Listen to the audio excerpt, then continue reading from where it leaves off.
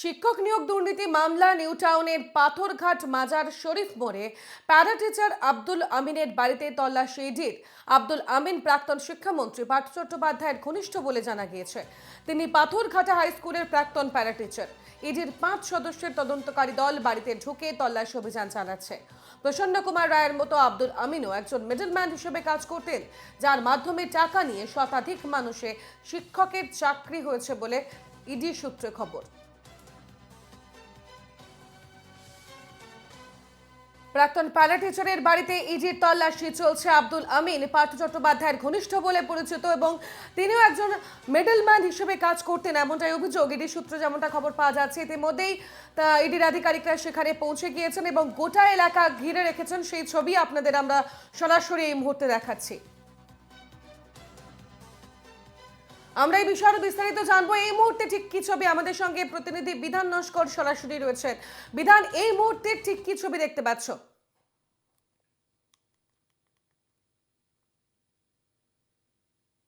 একেবারে তাকে তোমাকে জানিয়ে রাখি যে আব্দুল আমিন পাথরঘাটা হাই স্কুলের প্রাক্তন প্যারা টিচার, তার বাড়িতে কিন্তু সকাল সকাল ইডির আধিকারিকরা, ইডির 5 সদস্যের টিম তারা পৌঁছে গিয়েছে।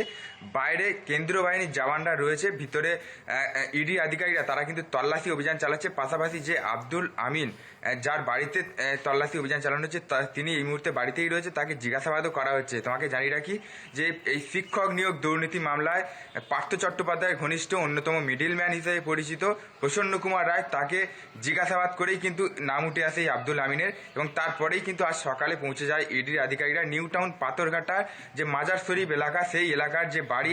এই মুহূর্তে দেখানোর চেষ্টা করব যে কেন্দ্রীয় বাহিনীর জওয়ানরা কিন্তু রয়েছে বাড়ির বাইরে এবং ভিতরে কিন্তু ইডির আধিকারিকরা তারা তল্লাশি অভিযানের পাশাপাশি আব্দুল আমিনকে তারা জিজ্ঞাসাবাদ চালাচ্ছে।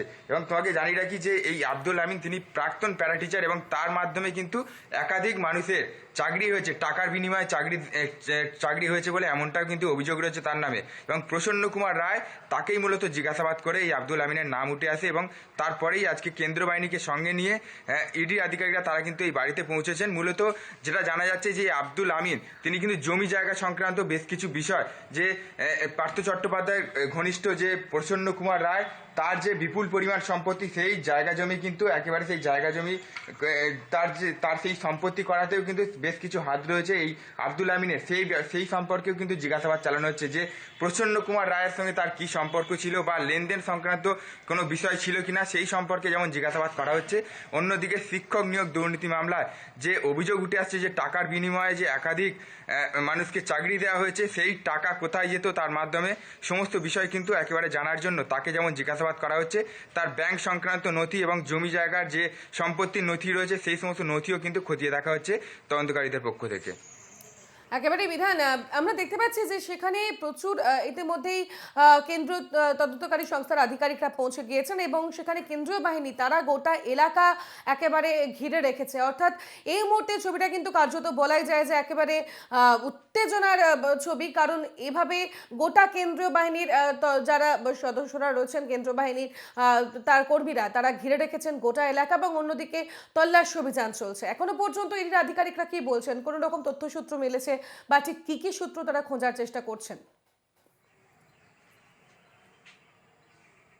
একেবারে দেখো, যেটা আগেই জানিয়েছে যে ইডি সূত্রে যেটা খবর পাওয়া যাচ্ছে যে প্রসন্ন কুমার রায় যে শিক্ষক নিয়োগ দুর্নীতি মামলায় অন্যতম অভিযুক্ত হিসেবে যার নাম উঠে আসছিল বারবার, যে মিডিল ম্যান হিসেবে পরিচিত, তা মূলত তাকেই জিজ্ঞাসাবাদ করে নাম উঠে আসে এই আব্দুল আমিনের। এবং এই আব্দুল আমিনও একজন মিডিল ম্যান হিসেবে কাজ করতে বলে এমনটা কিন্তু ইডি সূত্রে খবর, এবং যার মাধ্যমে কিন্তু একাধিক মানুষের শিক্ষকের চাকরি হয়েছে টাকার বিনিময়ে, এই অভিযোগও তার নামে রয়েছে। এবং সেই অভিযোগ পাওয়ার পরই আজকে তার বাড়িতে তল্লাশি অভিযান চালানো হচ্ছে। তার বাড়িতে পৌঁছেছে ইডি আধিকারিকরা, বাইরে যেমন কেন্দ্রীয় বাহিনীর জওয়ানরা রয়েছে এবং ভিতরের ইডি আধিকারিকরা তারা কিন্তু মূলত তার যে নথি, সেই সমস্ত নথি খতিয়ে দেখছে, যে ব্যাংক সংক্রান্ত নথি, তার সম্পত্তি কোথায় কোথায় রয়েছে, সেই সম্পত্তির উৎস কি রয়েছে, সমস্ত নথি যেমন খতিয়ে দেখা হচ্ছে। পাশাপাশি তাকে জিজ্ঞাসাবাদ চালানো হচ্ছে যে তার নামে যে অভিযোগ রয়েছে মূলত মিডিল ম্যান হিসেবে পরিচিত, তার মাধ্যমে কার কার চাকরি হয়েছে বা যে টাকার বিনিময়ে যে চাকরি হয়েছে বলে যে অভিযোগ উঠে আসছে, সেই টাকা কোথায় যেত, সেই টাকা তার হাত থেকে কোন কোন হাতে যেত, সমস্ত বিষয় কিন্তু একেবারে আব্দুল আমিন